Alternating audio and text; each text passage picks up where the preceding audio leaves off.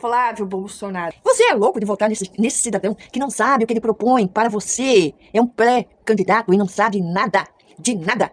Ele fala na tua cara que ele não sabe o que vai fazer e tu vai votar nele. Pelo amor de Deus, aonde tu tá com a tua cabeça? O fato é que o plano de governo ainda nem me foi apresentado uma primeira versão das pessoas que estão trabalhando nisso em diversas áreas, então não tem como vazar uma coisa que nem existe ainda. O fato é que o plano de governo ainda nem me foi apresentado uma primeira versão das pessoas que estão trabalhando nisso em diversas áreas, então não tem como vazar uma coisa que nem existe ainda.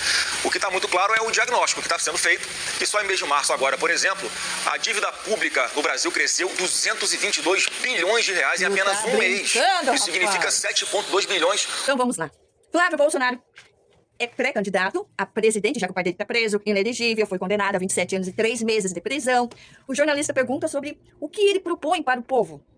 Ele não sabe. Ele diz que não existe. Ou seja, ele que é pré-candidato não sabe o que o governo dele vai oferecer para o povo. Tu é louco de votar num cidadão desse? Pelo amor de Cristo.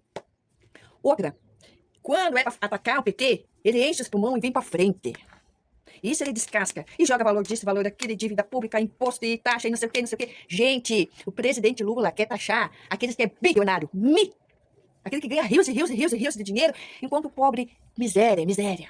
Quando é para atacar o PT, aí sim ele enche os pulmões. Gente, isso não é proposta de governo. Queremos saber resolução de problemas. Queremos coisa boa para o povo. É isso que a gente quer ouvir. O que ele vai fazer para a saúde? Vai melhorar? Vai piorar? Como é que vai ficar?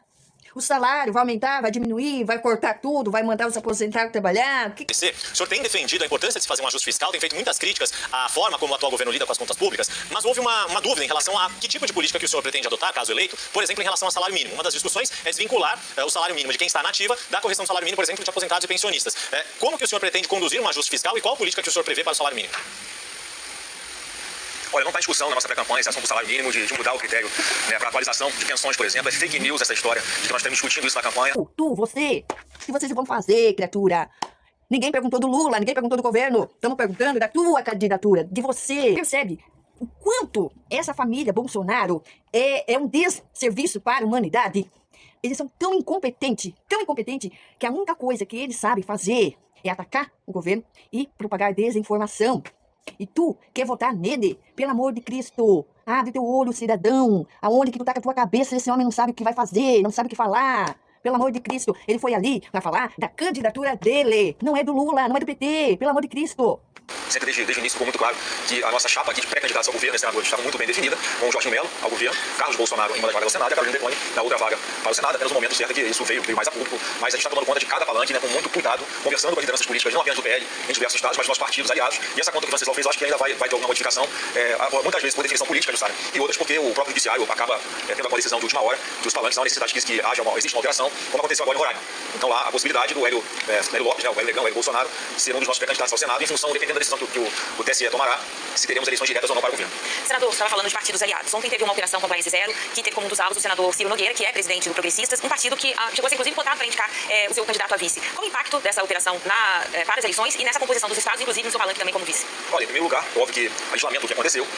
Ali o senador Ciro Nogueira, que é o presidente do Progressistas, são acusações graves que pesam contra ele, mas ele pelo menos tem a sorte de ter na relatoria do seu caso no Supremo um ministro que não vai agir fora dos autos, que vai cumprir a lei, que não vai perseguir ninguém. Então ele vai ter oportunidade de se defender, e é assim que nós esperamos que ele faça, diferente da oportunidade que o presidente Bolsonaro não teve com o relator, que foi o ministro Alexandre de Moraes. Todos viram a farsa que aconteceu nesse julgamento. Agora, na verdade, a gente não está negociando o apoio do senador Ciro Nogueira. O que nós sempre conversamos foi o apoio da federação. São dois partidos juntos, o Progressista e o União Brasil, e são bancadas grandes, são dezenas de parlamentares, não só na Câmara dos Deputados, mas também no Senado Federal, são grandes lideranças em seus estados, e obviamente que é importante sim que a gente tenha, não apenas a federação, mas outros partidos que nós continuaremos conversando para termos em nossa chapa. E questão de vice hoje, Sara, é especulação. Uma entrevista lá atrás, eu por cortesia falei que ele teria um perfil que se encaixaria e tal, mas muito mais uma cortesia para ele, porque a eleição de vice está longe ainda de um martelo ser batido. Isso vai acontecer mais para frente, lá perto das convenções. E mais uma vez, eu insisto aqui, ultimamente, tenho repetido, as pesquisas têm mostrado, eu tenho preferência por uma vice. É o que nós estamos buscando, pessoa com experiência que possa agregar de verdade a esse nosso projeto de resgate do Brasil das mãos sujas do PT. A gente já estava abrindo ali para as questões da sua pré-candidatura à presidência. Senador, quero aproveitar a sua presença para esclarecer. O senhor tem defendido a importância de se fazer um ajuste fiscal, tem feito muitas críticas à forma como o atual governo lida com as contas públicas, mas houve uma dúvida em relação a que tipo de política que o senhor pretende adotar, caso eleito, por exemplo, em relação ao salário salário mínimo. Uma das discussões é desvincular o salário mínimo de quem está na ativa da correção do salário mínimo, por exemplo, de aposentados e pensionistas. Como que o senhor pretende conduzir um ajuste fiscal e qual política que o senhor prevê para o salário mínimo?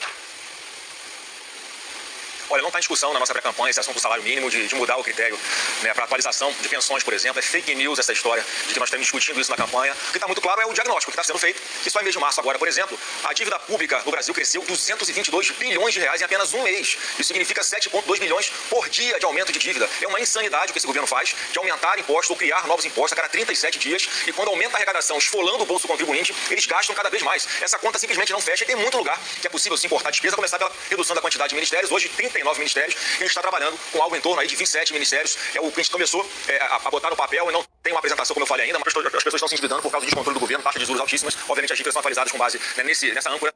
Então veja, tem muita coisa que pode ser feita com a modernização da máquina pública. De verdade, aí esse nosso projeto de resgate do Brasil das mãos sujas do PT. A gente já estava abrindo ali para as questões da sua pré-candidatura à presidência, senador. Quero aproveitar a sua presença para esclarecer